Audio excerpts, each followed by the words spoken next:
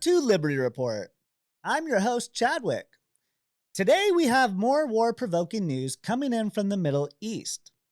Another airstrike conducted by the U.S., this time in Baghdad, has resulted in the death of the commander of an Iranian-backed Shia militia.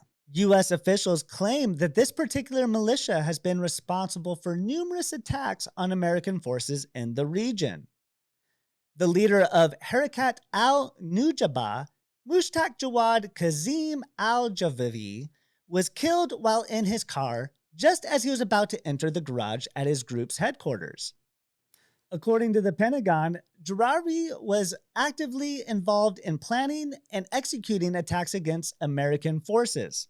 It is worth noting that the Nujabah group had previously taken responsibility for a drone strike on an Israeli school in Eilat. Unsurprisingly, this airstrike has sparked outrage from the Iraqi government, who have labeled it as a dangerous escalation and aggression. The Popular Mobilization Force, PMF, a collection of primarily independent militias in Iraq, have also strongly condemned the airstrike, referring to it as brutal American aggression. Militia officials have reported that 2 individuals were killed and 5 others were injured in the attack. This incident comes when tensions in the region are already running high.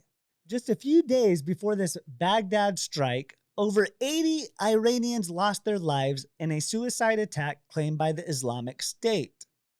Additionally, Israel carried out a missile strike in the Beirut suburbs, resulting in the death of a Hamas leader.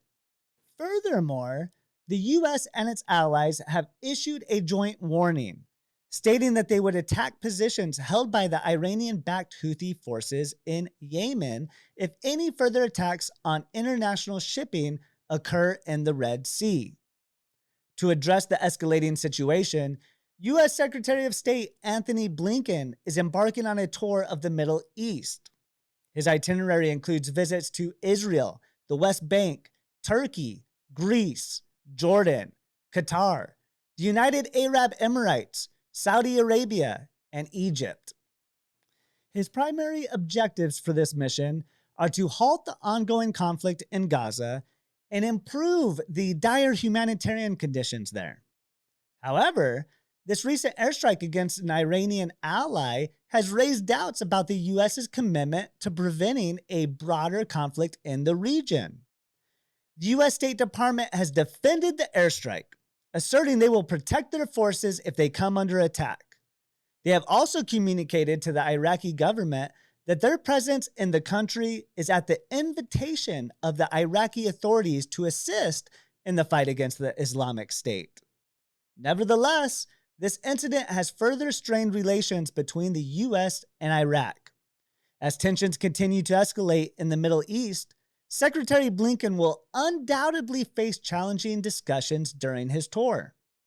Turkish President Recep Tayyip Erdogan has openly criticized Israel for its military campaign in Gaza, and Turkey has provided refuge to some members of Hamas.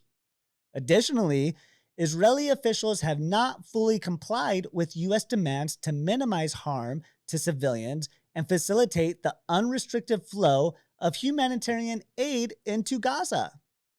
In Lebanon, thousands of mourners gathered for the funeral of Salah al-Aruri, a senior Hamas official who was killed in an Israeli strike. This targeted assassination, coupled with the ongoing conflicts between Israel and Hamas in Gaza, as well as with Hezbollah in Lebanon, has raised concerns about the potential for a regional conflict. The situation in the Middle East remains highly volatile, and the actions taken by the U.S. and Iraq have only further complicated the already tense relations in the region. That's all the time we have for today's Liberty Report. Thank you for joining me, and remember, stay informed, stay engaged, and stay free. See you tomorrow.